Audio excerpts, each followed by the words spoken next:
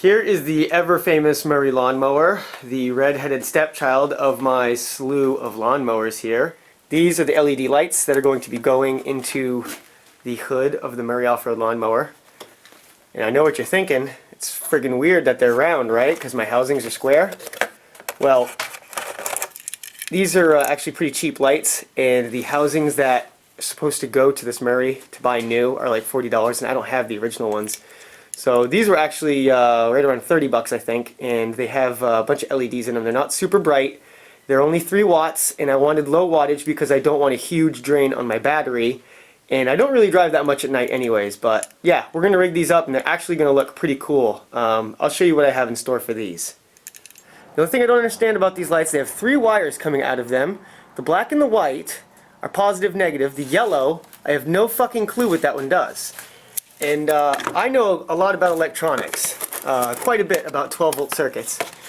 And as a matter of fact, the back of the box here, which has the instructions on how to wire this shit up in 5 different languages, like English and Korean and Japanese and Chinese, whatever the hell else, it shows black wire, red wire, blah blah blah. That's it. Where the fuck's the yellow wire, huh? I'm seeing a yellow wire. I'm looking. I'm seeing a yellow wire. Schematic doesn't show a yellow wire, so yeah. Now, normally I'd weld this, and I'd actually normally remove the light to weld the bracket, but since aiming this thing is so damn important to me, and it's so limited on how it can be angled, I have to leave the light on, and it's really not that big a deal, I guess, because if I melt it a little bit, I really don't care. But I'm just going to do a couple tack welds in here and call it good.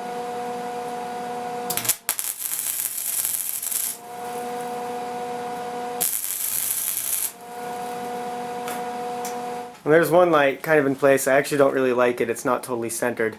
So I'm going to finagle with that a little bit more. Luckily it's only tack welded in there, but you kind of get the idea. It does look a little odd, but it should work. So I'm doing a little tack welding here on the back now that I got it aimed right, and I actually started the headlight on fire a little bit. But that's okay. We got the poor man's fire extinguisher here. Yeah, baby. So there's my upside down Murray hood. I got both lights in there, pretty well adjusted to where I want them. Here's a look in the back side. You can see how short they really are. Very narrow lights, and I'll show you why I wanted such low clearance lights here in just a second. There, hood is on. Those lights are pretty well centered, about how I think they're gonna have to be pointed. I don't know, tell me what you guys think. So this is why they needed to be so low clearance. Well, I guess they didn't need to be that small. You can see I've got a little bit of space. That's the motor right there, and that's the back of my headlight. It's the same idea here on this side.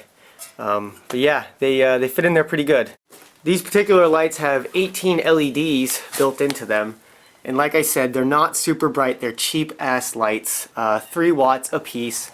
So there's only going to be a 6-watt load in my electrical system, which is pretty minimal. It's exactly what I wanted.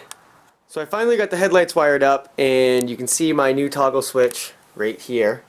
And it's the on-off switch. It's the same exact switch I use as my kill switch, it's just a different location. And like I said before, wiring these lights up, I wanted to maintain the ability to remove my hood. So you can see this addition of this new little plug with 4 wires coming out of it. And I could have done 2 wires for positive and negative, but I had this plug, so I just used it. It's 4 wires, big deal. I can't exactly unplug it with one hand, but we'll try. There it goes. Yeah, so there, I can unplug it. I'll take the hood off for you.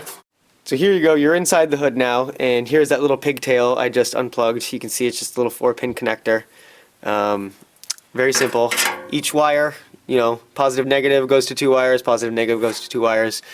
We've got our mysterious yellow wires here just kind of pulled off to the side because I honestly can't figure out what they do. I've run power and ground to them with, you know, power and ground running to these, or, you know, separating them. I cannot figure out what those yellow wires are for, so I'm going to leave them just like that. Everything works fine without them.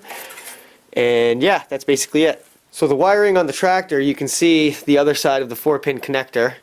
and that's just the female end, and it's got 2 positives, 2 negatives running out of it. These wires conjoin soon after leaving this connector, meaning there's only 2 wires, and the ground, or the negative if you will, runs right here to another very large ground that I've got grounding the engine block to the chassis. So that's a very, very good ground there. And the positive lead runs to the battery side of my starter solenoid. And I say battery side of the starter solenoid because you've got 2 sides on your solenoid. You've got the one that runs the wire to your battery, and you've got another one that runs to your starter. If you accidentally hook the wire up to the starter side, your headlights are only going to work when you press your starter. So that's obviously completely pointless. So either run it to your positive battery terminal, or run it to where the positive battery wire goes to on your starter solenoid, because either way you're getting 12 volts, and I personally like keeping all the clutter of the little crappy wires off of my battery. I'm gonna have to do a night test here at some point. Maybe tonight I can get a little bit of footage and splice it in here somewhere so you can see how these things actually perform at night. I'm not expecting any miracles because they're only 18 LEDs, they're only 3 watts each, so you know, they're just going to create a little bit of light. They're not going to be like, oh my god, halogens. I actually got this LED headlight idea from YouTube user at LaPavoniMac. He did a LED headlight upgrade in his factory housings. I'll link his video here so you guys can check that out. Basically what that means is he left his original headlights in place and literally just changed the bulbs to LED style and wired it up to his battery. And the reason you do that to the battery is because on lawn mowers, as many of you know, when you rev the idle up and down, your headlights get brighter or dimmer with the idle of the engine. And wiring them straight up to the battery will avoid this. The only problem is when you wire lights right up to the battery, the charging system on these lawnmowers isn't the best. There's a chance that you could possibly drain your battery faster than it's charging, which is obviously not a good thing because you'd shut your tractor off and all of a sudden you can't start it back up. So that's why I've decided to upgrade to the LEDs.